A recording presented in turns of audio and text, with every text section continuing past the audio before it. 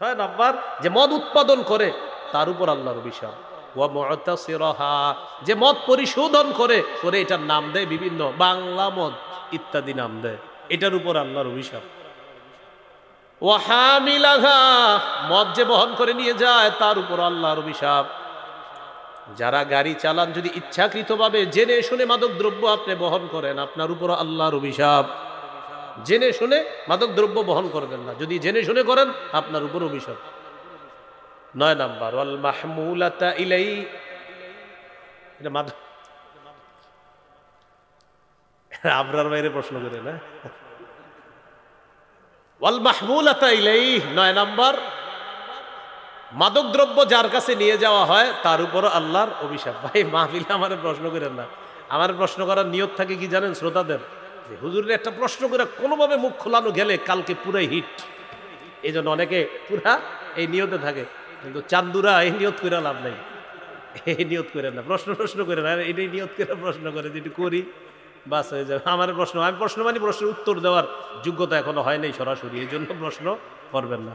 আমাদের দেশে বিজ্ঞ মুফতি সাহেবরা আছে, আমাদের আল্লামা মুফতি দেলোয়ার সাহেবকে প্রশ্ন করবেন। হুজুর হলেন চলতে ফিরতে একজন জীবন্ত মুফতি, হুজুরে করবেন ইনশাল্লাহ, প্রশ্ন দিবেন। তো যাই হোক, বলছিলাম এই 9টা যেটা বললাম, মাদক দ্রব্য,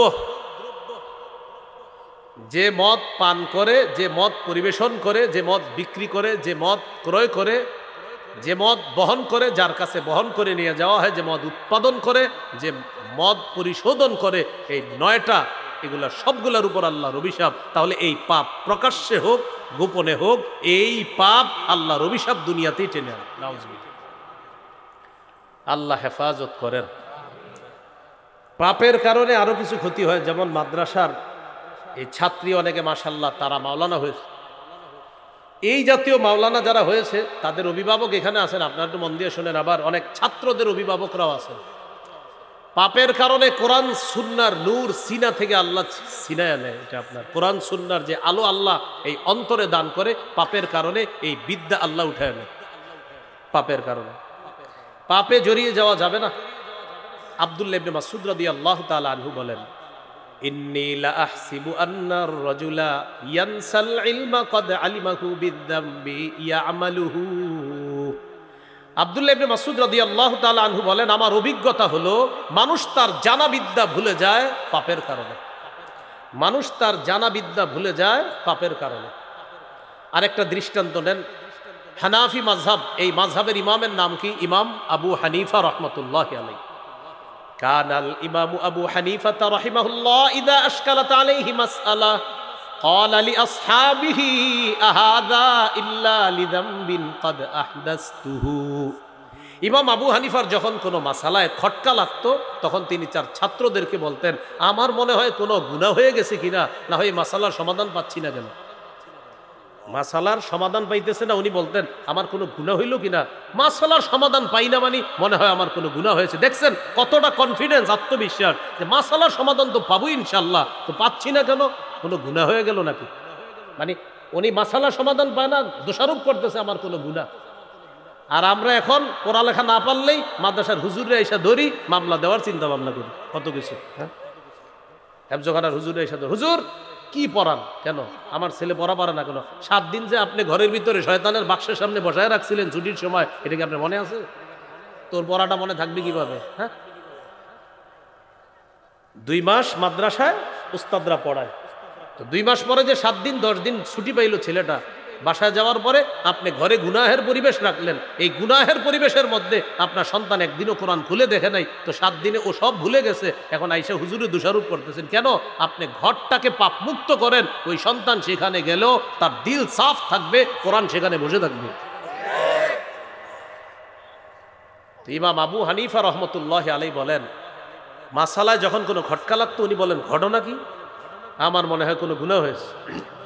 ওয়াকানা ইস্তাগফিরু, তখন তিনি ইস্তেগফার পড়া শুরু করতেন, আস্তাগফিরুল্লাহ আস্তাগফিরুল্লাহ আস্তাগফিরুল্লাহ। ওয়া রুবামা কামা ওয়া সাল্লা, কখনো কখনো নামাজের মধ্যে দাঁড়িয়ে যাইতেন, ফাতানকাশিফা লাহুল মাসআলা, ইস্তেগফার পড়তে পড়তে নামাজে দাঁড়াইতেন, নামাজ শেষ করতেন, আল্লাহ তাআলা তাকে মাসালার সমাধান দিয়ে দিতেন। এবার একটু বুঝেন শেষে কি কয়,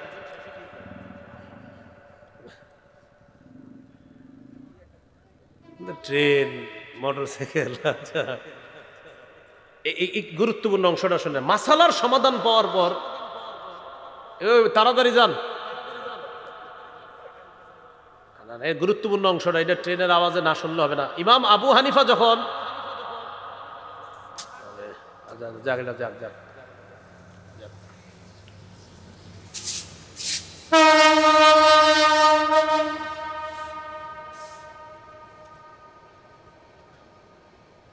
সবরের পরীক্ষা হয়ে যাচ্ছে। ইমাম আবু হানিফা রহমতুল্লাহ আলাইহির যখন মাসালা সমাধান হয়ে যেত, গুরুত্বপূর্ণ অংশটা দেখেন কি বলে। তিনি বলেন, রজাউতু আদনি তিবা আলাইয়া, এই শোনো, আমাকে আল্লাহ মাসালার সমাধান দিয়ে দিচ্ছেন, এর মানে আল্লাহ আমার তওবা কবুল করছে। মাসালার সমাধান না হওয়া পর্যন্ত উনি বলতেন আমার মনে হয় কোনো গুনাহ হয়েছে। মাসালার সমাধান হয়ে গেলে বলতেন, এই শোনো, আমি আশাবাদী, আমার তওবা কবুল হয়ে গেছে। হজরত কিভাবে? আমি মাসালার সমাধান পেয়ে গেছি, আর মাসালার সমাধান পেয়েছি মানে আমার রব খুশি হয়েছে, আর খুশি হয়েছে মানে আমি এই জন্যতে মাসালার সমাধান পেয়েছি। তারা কি পরিমাণ আপনার আল্লাহর সাথে সম্পর্ক, মানে একই যে গুনাহ হবে কোরআন হাদিস শিখতে পারবো না, গুনাহ হবে না কোরআন হাদিস শিখতে পারবো, সোজা হিসাব। আল্লাহ আমাদেরকে বুঝার তৌফিক দান করেন। এখান থেকে একটা কথা শিখছি আমরা, বলেন ইস্তেগফারে গুনাহ ঝরে, গুনাহ ঝরলে মেধা বাড়ে। যে যত বেশি ইস্তেগফার পড়বে তার তত বেশি গুনাহ ঝরবে, যার যত বেশি গুনাহ ঝরবে তার তত বেশি মেধা বাড়বে। তাই জন্য ইস্তেগফারের মাধ্যমে গুনাহ ঝরিয়ে ফেলতে হবে আর মেধা বাড়াইতে হবে। সন্তানদেরকে শিখিয়ে দিবেন বেশি বেশি আস্তাগফিরুল্লাহ পড়বা। আল্লাহ আমাদেরকে বুঝার তৌফিক দান করেন। ইমাম শাফি রহমতুল্লাহ আলাইহির উস্তাদের নাম ওয়াকি ইবনুল জাররাহ রহমতুল্লাহ আলাইহি। তার ব্যাপারে আলী ইবনুল খাশরাম রহমতুল্লাহ আলাইহি বলেন, রাআইতু ওয়াকি ইবনুল জাররাহ ওয়া মা রাআইতু বিয়াদিহি কিতাবান কাত্তু ইন্নামা হুয়া ইয়াহফাজু। ইমাম শাফি রহমতুল্লাহ আলাইহির উস্তাদ ওয়াকি ইবনুল জাররাহকে আমি কখনো লিখতে দেখি নাই, তিনি যা শুনতেন সব মুখস্থ করে ফেলতেন। আমি কখনো তাকে লিখতে দেখিনি। তো একদিন প্রশ্ন করলাম, ফাসালতুহু আন দাওয়াইল হিফজি, আমি জিজ্ঞাসা করলাম আপনার মুখস্থের রহস্য কি? তিনি জবাব দিলেন, তারকুল মাআসি, নাফরমানি ছেড়ে দেওয়া, গুনাহ ছেড়ে দেওয়া আমার মেধার রহস্য। আমি গুনাহ করি না, তাই আল্লাহ তাআলা আমার মেধা বাড়ায় দিয়েছে। শেষে তিনি বললেন, মা জাররাবতু মিসলাহু লিল হিফজি, মুখস্থ করার ক্ষেত্রে আমার অভিজ্ঞতা হলো গুনাহ ছেড়ে দেওয়ার চাইতে বিকল্প কোনো পন্থা নাই। যদি তুমি বেশি মুখস্থ করতে চাও তো তুমি গুনাহ ছেড়ে দাও, এটা আমার অভিজ্ঞতা। ইমাম শাফি রাহমাতুল্লাহ আলাইহির উস্তাদ বলেন, মা জাররাবতু মিসলাহু লিল হিফজি, গুনাহ ছেড়ে দেওয়ার অভিজ্ঞতার মতো এত বড় অভিজ্ঞতা আর আমার নাই, যে মুখস্থ করার শ্রেষ্ঠ অভিজ্ঞতা হলো গুনাহ ছেড়ে দেওয়া। তাহলে ভাই কি জানলাম? পাপ কোরআন সুন্নাহর বিদ্যা থেকে বঞ্চিত করে আল্লাহ হেফাজত করেন। এবার একটু বলেন কোরআন মুখস্থ করার পর চর্চা না করা পাপ। এই পাপের কারণে আল্লাহর কাছে জবাবদিহি করতে হবে। আপনি হাফেজ হইছেন, হঠাৎ আপনার উস্তাদের সাথে সাক্ষাৎ, কি কোরআন মুখস্থ আছে, ইয়াদ আছে? না হুজুর ভুলে গেছি। কেন? চর্চা করো না? না, কোরআন মুখস্থ করে চর্চা না করাটাই পাপ। সহিহ বুখারীর বর্ণনা 5033 নম্বর হাদিস, ক্বালা রাসূলুল্লাহ সাল্লাল্লাহু আলাইহি ওয়াসাল্লাম, তাআহাদুল কুরআন ওয়াল্লাযী নাফসি বিয়াদিহি লাহুয়া আশাদ্দু তাফাসসিয়াম মিনাল ইবলি ফি উকলিহা। নবীজি বলেন, তোমরা কোরআন চর্চা করো। আল্লাহর কসম, বাদনহারা উট, উটের গলার বাদন খুলে দিলে এই বাদনহারা উট যত দ্রুত পালিয়ে যায়, কোনো মানুষ কোরআন সিনায় ধারণ করার পর, মুখস্থ করার পর চর্চা না করার কারণে এই কোরআন ওই দ্রুতগামী উটের চাইতে আরো দ্রুত তার সিনা থেকে চলে যায়। কোরআন যে ব্যক্তি সিনায় ধারণ করেছে, একটা উটের গলার রশি খুলে দেওয়ার পর এটা যত দ্রুত পালিয়ে যাবে, কোরআন চর্চা না করলে এর চাইতে দ্রুত কোরআন তার সিনা থেকে চলে যাবে। এই জন্য হাফেজ সাহেবরা শুধু রমজান মাসে পড়েন না, পুরো বছর কোরআন পড়তে হবে। আল্লাহ তৌফিক দান করেন। এলো পাপের কারণে আপনার কোরআন সুন্নাহর বিদ্যা থেকে বঞ্চিত হতে হয়। এবার একটা রহস্যের কথা শোনেন কোরআনে। ইব্রাহিম আলাইহিস সালাম আল্লাহর কাছে দোয়া করলেন, রব্বানা ওয়াবআথ ফীহিম রাসূলাম মিনহুম ইয়াতলু আলাইহিম আয়াতিক ওয়া ইউআল্লিমুহুমুল কিতাবা ওয়াল হিকমাতা ওয়া ইউযাক্কিহিম। চারটা দোয়া করছে আল্লাহ, এমন একজন রসুল পাঠান, একটু মন দিয়ে শোনেন এটা, যে রসুল চারটা কাজ করবে। এক, কোরআন তেলাওয়াত করবে। দুই, কোরআন মানুষকে শিখাবে। তিন, কোরআনের ব্যাখ্যা মানুষকে শিখাবে। চার, মানুষের আত্মশুদ্ধি করবে, তাদের আত্মাগুলা পরিশুদ্ধ করবে। বলেন তো ইব্রাহিম নবীর দোয়ার মধ্যে আত্মা পরিশুদ্ধ করার দোয়াটা কয় নম্বরে? এবার আল্লাহ কি বলে দেখেন, হুয়াল্লাযী বাআসা ফিল উম্মিয়্যিনা রাসূলাম মিনহুম ইয়াতলু আলাইহিম আয়াতিহি ওয়া ইউযাক্কিহিম। কি বলছে? ওয়া ইউযাক্কিহিম ওয়া ইউআল্লিমুহুমুল কিতাবা ওয়াল হিকমা। বলেন ইব্রাহিম নবীর দোয়ায় আত্মশুদ্ধি কয় নম্বরে ছিল? এবার আল্লাহ কি বলে দেখেন, হুয়াল্লাযী বাআসা ফিল উম্মিয়্যিনা রাসূলাম মিনহুম, তিনি তাদের মাঝে একজন রসুল পাঠাইছেন উম্মিদের মাঝে, যে রসুল ইয়াতলু আলাইহিম আয়াতি, যে রসুল এক নাম্বার কাজ করবে আল্লাহর কোরআন তেলাওয়াত করবে। ইব্রাহিম নবীর এক নাম্বার দোয়া কি ছিল? এটাই, কোরআন তেলাওয়াত করা। চার নাম্বার কি ছিল? আত্মশুদ্ধি করা। এবার আল্লাহ কি বলে দেখেন, ওয়া ইউযাক্কিহিম, আল্লাহ দুই নাম্বারে বললেন তারা আত্মশুদ্ধি করবে। আল্লাহ বললেন তিনি এমন একজন রসুল পাঠিয়েছেন যে রসুল কোরআন তেলাওয়াত করবে, আত্মশুদ্ধি করবে, কিতাব শিখাবে, হাদিস শিখাবে। ইব্রাহিম নবী দোয়ায় বলেছিলেন কোরআন তেলাওয়াত করবে, কিতাব শিখাবে, হাদিস শিখাবে, আত্মশুদ্ধি করবে। আল্লাহ বললেন পাঠাইছি এমন একজন রসুল যিনি তেলাওয়াত করবে, আত্মশুদ্ধি করবে। ইব্রাহিম নবী বলছিলেন 4 নম্বরে সিরিয়ালে, আল্লাহ 4টাই ঠিক রাখছেন, বাকি চতুর্থ সিরিয়ালটা আল্লাহ 2 নম্বরে নিয়ে আসছে। কেন? আল্লাহ বুঝাইতে চান নবী কোরআন তেলাওয়াত করবে, এরপর মানুষের অন্তরটা পরিশুদ্ধ করবে, করার পর ওই পরিশুদ্ধ অন্তরে 3 নাম্বার তাদেরকে কোরআন শিখাবে, 4 নাম্বার তাদেরকে হাদিস শিখাবে, যেন পরিশুদ্ধ অন্তরে কোরআন হাদিস বসে যায়। এই জন্য আল্লাহ বললেন সিরিয়ালে 2 নাম্বার আত্মশুদ্ধি, অথচ ইব্রাহিম নবী 4 নম্বরে বলছিলেন ইউযাক্কিহিম। আল্লাহ বললেন না না না, 2 নাম্বার ইউযাক্কিহিম, তেলাওয়াত করবে, 2 নাম্বার আত্মাটা পরিশুদ্ধ করবে, সাহাবীদের কলব সাফ করবে, সাফ কলবে এবার কোরআন রাখবে, হাদিস রাখবে। বুঝে আসছেন? তাহলে আত্মাটা পরিশুদ্ধ করতে হবে। তো বলছিলাম পাপের 3 নাম্বার একটা ক্ষতি হলো আপনার, 2 নাম্বার একটা ক্ষতি হলো পাপের, যে কোরআন সুন্নাহর বিদ্যা থেকে বঞ্চিত হতে হয়। আল্লাহ আমাদেরকে হেফাজত করেন। মনে আছে কোথায় ছিলাম আমরা? 4 নাম্বার উপদেশ আল্লাহর, ওয়ালা তাকরাবুল ফাওয়াহিশা মা যাহারা মিনহা ওয়া মা বাতান, প্রকাশ্য অশ্লীলতা, গোপন অশ্লীলতার কাছেও যেও না। 5 নাম্বার, ওয়ালা তাকতুলুন নাফসাল্লাতী হারামাল্লাহু ইল্লা বিল হক, অন্যায়ভাবে মানুষ হত্যা করো না। বর্তমান পৃথিবীতে পশ্চিমা যারা আছে তারা একদিক দিয়ে বলে মানবাধিকার রক্ষা করতে হবে, অন্য দিক দিয়ে হেলিকপ্টার, রকেট, বিমান থেকে বোমা ফেলে ফিলিস্তিনের নিরীহ মুসলমানদেরকে হত্যা করে, শিশুদেরকে হত্যা করে, আরেক দিক দিয়ে বলে মানবাধিকার রক্ষা। শিশু হত্যা এটা কি মানবাধিকার রক্ষা না লঙ্ঘন? মানবাধিকার লঙ্ঘন করে যারা বলে মানবাধিকার রক্ষা করার কথা, এরা চূড়ান্ত মুনাফিক, চূড়ান্ত ইতর, চূড়ান্ত সন্ত্রাস। মানবাধিকার রক্ষা কি বলে? এটা ফিলিস্তিনের শিশুদেরকে মারে আর বলে মানবাধিকার রক্ষা করো, মারো, মানবাধিকার রক্ষা করো। এটা কি হলো?